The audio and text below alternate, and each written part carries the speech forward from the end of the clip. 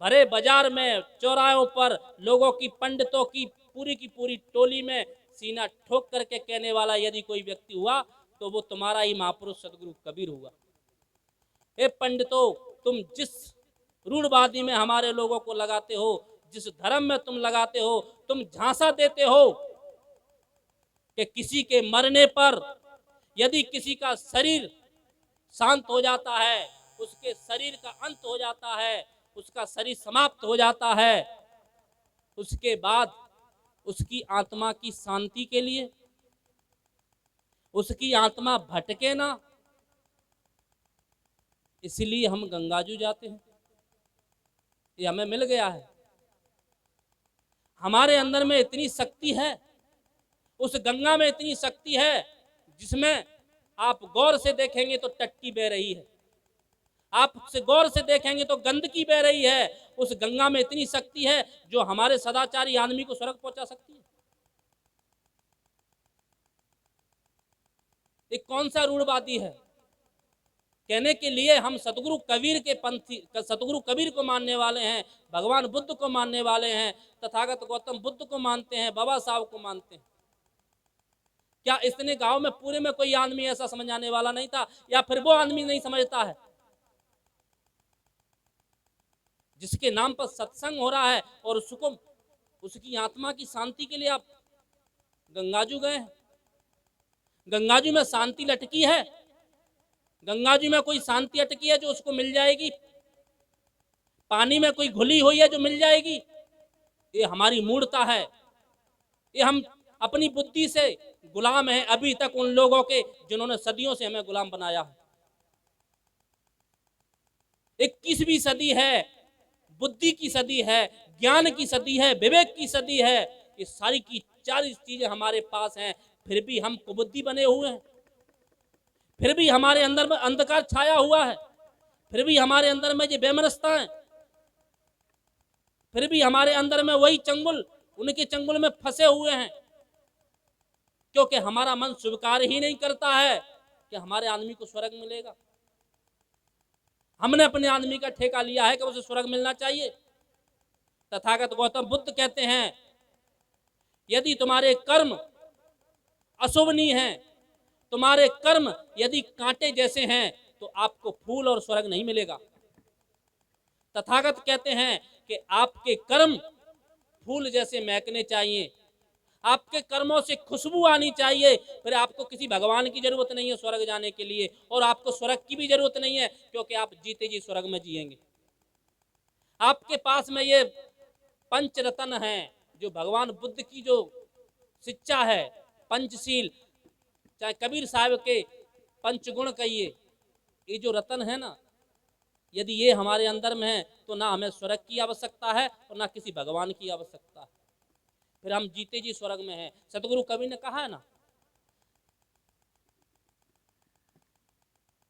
सतगुरु कबीर कहते हैं कि जो जीते जी नहीं तर सकता वो मरने के बाद क्या तरेगा। जितना तरो मोए का तरियो। जो आदमी जीते जी नहीं तर सकता वो मरने के बाद तरने की कल्पना करता है, वो मरने के बाद स्वर्ग जाने की कल्पना करता है।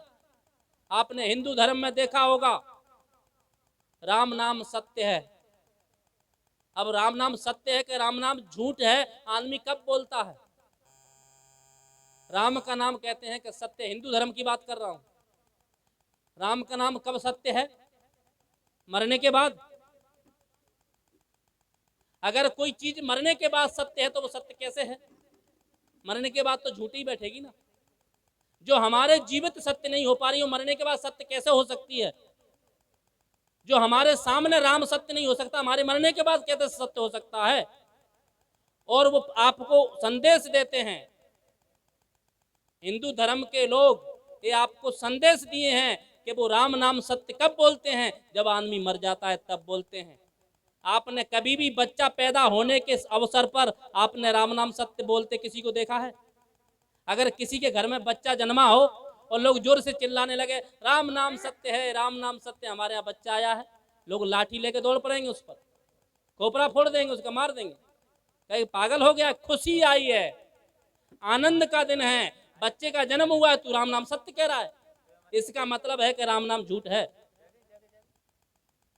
क्योंकि उसको मरने के बाद सुनाया जाता है, ना मरने वाला सुनता है, ना उसे राम नाम सत्य है कि झूठे, कोई मतलब है नहीं, क्योंकि वो तो मर चुका, वो है ही नहीं, उसका जीव आत्मा निकल चुकी है और उसे कह रहे तू राम नाम सत्य है। अरे उसके जात झूठ बनी रहे तो क्या फर्क पड़ रहा है। यही कल्पना हमारे अंदर में भी घुसी हुई है। उन्होंने दिला दिया है कि जब तक आप उसे तीर्थ नहीं ले जाएंगे मरने के बाद, और वहां पर आप क्या ले गए। इससे अच्छा होता यदि आपको गंगा जी ही किसी को ले जाना हो, किसी तीर्थ स्थल पर ही ले जाना हो, किसी पर्यटन में ले जाना हो, किसी देश विदेश घुमाना हो, कहीं किसी पार्कों में घुमाना हो, कोई अच्छी चीज दिखाना हो, तो उसके जीते जी ले जाइए, कौन मना कर रहा है। जो वो जाएगा तो देखेगा तो सही, वहां के दृश्यों को देखेगा, वहां की भाषा को देखेगा, वहां के लोगों को देखेगा, वहां के कल्चर को देखेगा, वहां के खान पान को देखेगा, वहां की रहनी सहनी को देखेगा, कुछ तो जानेगा। मरने के बाद क्या जानेगा, मरने के बाद क्या मिला उसे, कुछ नहीं मिला। अच्छा होता आप जीते जी उसे गंगा जू ले जाते। अगर तुम जीते जी ले जाते तो शायद वो आदमी उसमें नहाता, क्योंकि जब वो उतरता कहीं उधर से विटामिन बहती आती तो वो नहीं नहाता।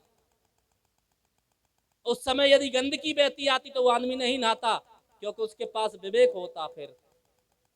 लेकिन मरने के बाद क्या ले गए आप, वो तो गया नहीं। इस शरीर का कुछ कचरा था, हड्डियां थी, बस डाल के आ गए। आपको संतोष आत्मा की शांति उसको नहीं मिली है। आत्मा की शांति आप उसके लिए नहीं की है, अपनी आत्मा की शांति के लिए आप गंगाजू गए, क्योंकि आपकी अंतरात्मा उसे स्वीकार नहीं कर रही है कि हमारा आदमी है। अपने आदमी पर आपको भरोसा नहीं है, इसलिए आप गंगाजू जाते हैं। जब आपको अपने आदमी पर भरोसा हो जाएगा तो कोई पाखंड नहीं करेंगे। पाखंड हम इसलिए करते हैं क्योंकि हमें अपने आप पर भरोसा नहीं होता है। मैं एक व्यक्ति की बात नहीं कर रहा हूं, मेरा टारगेट कोई ये व्यक्ति नहीं है, मैं सर्व समाज की बात कर रहा हूं, सब लोगों की बात कर रहा हूं। ये बेमनस्ता हमारे अभी इस समाज में है, एक गुलामी हमारी समाज में है। तीर्थ मंदिर की गुलामी है, पाखंड की गुलामी है, ऐसे ऐसे कल्चर चल जाते हैं। ये मनुष्य बुद्धिमान है, विवेकमान है। आपने देखा होगा लोगों के गले में काले काले धागे बंधे रहते हैं। अब वो धागे धीरे धीरे उतर के यहाँ आ गए हैं। पुरुषों में कम मिलेगा, माताओं में बहुत मिलेगा। और फिर वो अब पैर तक आ गए, नीचे पैर तक। कितना बेहुदा लगता है, कितना बेवकूफ लगता है उसने बांधने के बाद। किस लिए बांधता है, नजर लग जाएगी। वो धागा में इतनी ताकत है कि उसकी नजर को बचा देगा। पढ़ा लिखा आदमी, इंजीनियर आदमी है, खुद इतना बड़ा इंजीनियर है, मकान बनाता है, मकान की डिजाइन देता है, मकान का नक्शा देता है, और वही आदमी जब भव्य मकान बना लेता है, यदि बहुत सुंदर, पूरे गांव में सबसे सुंदर यदि मकान है, तो आप गौर करना उस मकान के ऊपर आपको या तो टाइल लटका मिलेगा, या फिर चप्पल लटकी मिलेगी, या फिर आज रेडीमेड चल गया है वो जो आता है, जो मुखाटा, उस पर भुका बुत लिखा रखा, हाय लिखा रहता है, बुरी नजर वाले तेरा मुंह काला। अब वो इंजीनियर खाक था क्या।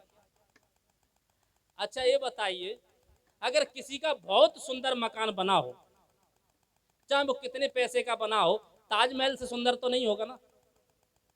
अच्छा तुम्हारे मकान को कितने लोग देखने आ सकते हैं, आपके रिश्तेदार आएंगे बहुत से बहुत। आप जब भोजन बनाएंगे गृह प्रवेश के उपलक्ष्य में, तो 2-4 हजार 10,000 को खिला दोगे। अब वो 10,000 में कौन व्यक्ति होंगे, तुम्हारे सगे संबंधी, तुम्हारे हेती, तुम्हारे सगे संबंधी होंगे, तुम्हारे जानकार लोग होंगे जिन्हें तुम जानते हो। उनकी नजर भी आपके मकान को लग रही है, जिनसे तुम्हारा प्यार है, प्रेम है। अच्छा ताजमहल जो बना हुआ है, उसको तो देश के नहीं पूरे विश्व के कोने कोने से लोग आकर के, पता नहीं कैसे कैसे लोग आकर देखते हैं। आपने वहां कभी लटका देखा है, आपने किसी किले में लटका देखा है जो हजारों वर्षों से खड़ा हुआ है? जब ताजमहल को नजर नहीं लग सकती, हमारे कुछ पैसे के मकान को नजर लग सकती है? ये हमारी बुद्धि का लकवा है। हमें डॉक्टर पर विश्वास नहीं है, हमें अपने परिजनों पर विश्वास नहीं है, हमें अपने पति पर विश्वास नहीं है, हमें अपनी पत्नी पर विश्वास नहीं है, हमें अपने बच्चों पर विश्वास नहीं है, हमें अपने संतों पर विश्वास नहीं है, हमें अपने महापुरुषों पर विश्वास नहीं है, धागे पर विश्वास है। वो धागा हमें बचाएगा। यही है बुद्धिमान व्यक्ति का लक्षण। इसलिए व्यक्ति सभी प्राणियों में श्रेष्ठ है। ये सृष्टि का तो कोई उदाहरण नहीं हुआ। इस हिसाब से तो मनुष्य श्रेष्ठ नहीं बैठा। श्रेष्ठ कौन है? श्रेष्ठ वो है जो इन सभी बंधनों को काट करके और बुद्धि के साथ साथ अपने विवेक का इस्तेमाल करता है। क्योंकि विवेक में वो शक्ति होती है जो सही क्या है, गलत क्या है, निर्क्षीर विवेक बुद्धि होनी चाहिए। और वो बुद्धि, आप हंस का उदाहरण सुने होंगे, हंस में वो बुद्धि पाई जाती है। जो हंस होता है, कल्पना की जाती है, देखा तो किसी ने नहीं है, कि जो हंस होता है कहते हैं कि उसको पानी और दूध मिला के दे दो तो कहा जाता है वो दूध को खींच लेता है, पानी को छोड़ देता है। क्यों? हो सकता है कोई ऐसी उसकी उसका जो मोह है उसमें कोई ऐसा जादू हो, या ऐसा प्रकृति से उसे ऐसा कुछ मिला हो, कैसा हो भी सकता है। किसी ने देखा तो नहीं है, लेकिन उदाहरण दिया जाता है, उदाहरण समझाने के लिए दिए जाते हैं।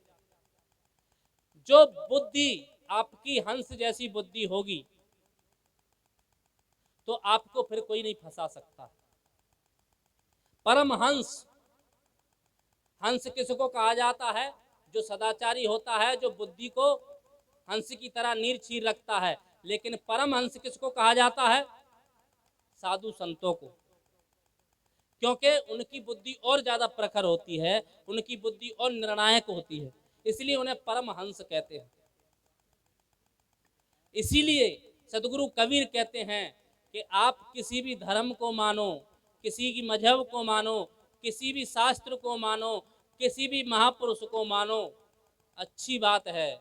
आप धर्म में आस्था रखो, अच्छी बात है। मंदिर जाओ, इसका भी विरोध नहीं करते हैं, लेकिन आप मंदिर जाते किस लिए हैं, इसका विरोध करते हैं।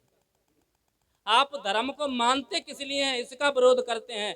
धर्म को मानना गलत बात नहीं है, लेकिन धर्म के अनुसार गलत आचरण करना गलत बात है। धर्म यदि आपको ये सिखाता है कि आप गंगा स्नान कर लो, आपकी मुक्ति हो जाएगी, धर्म यदि ये सिखाता है कि किसी मंत्र का जाप कर लो, आपको मुक्ति मिल जाएगी, धर्म यदि आपको ये सिखाता है किसी तीर्थ स्थल पर जाकर के माथा टेक लो, आपको शांति मिल जाएगी, समझ लेना वो धर्म नहीं, वो धंधा है जो आपको अंधा बना रहा है। जो धर्म आपको सत्य का उपदेश दे, चाहे वो फिर छोटा बच्चा ही क्यों ना हो, समझ लीजिए उसके पास सबसे श्रेष्ठ धर्म है।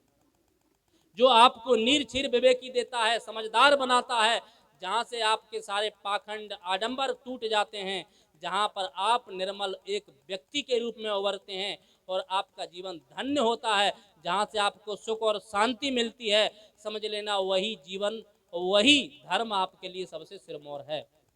चाहे वो फिर सतगुरु कबीर का हो, चाहे किसी भी महापुरुष का हो।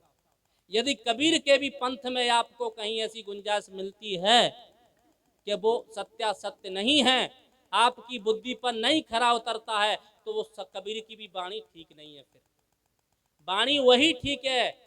हमको अंध नहीं बनना है, हमको विवेकी बनना है।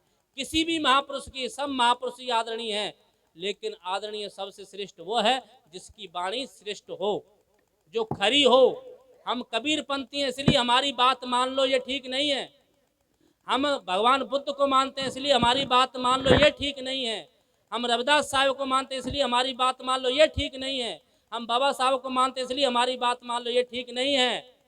ठीक है कि जो हम बात कह रहे हैं वो खरा है कि खोटा है, वो बात सत्य है कि असत्य है, फिर वो किसी भी महापुरुष की हो से स्वीकार हो सकती है और उसी से हमारा कल्याण हो सकता है।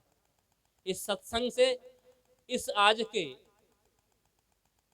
जो समागम रखा गया है, उस भाई की श्रद्धांजलि के रूप में हमें यही संकल्प लेना है, जो गलतियां हमसे होती हैं कोई बात नहीं, उन गलतियों को दोबारा न दोहराएं, आगे हम संभलें, बच्चों को संभालें, अपनी पीढ़ी को संभालें और अपने तथा अपने परिजनों के कल्याण में सहयोगी बने।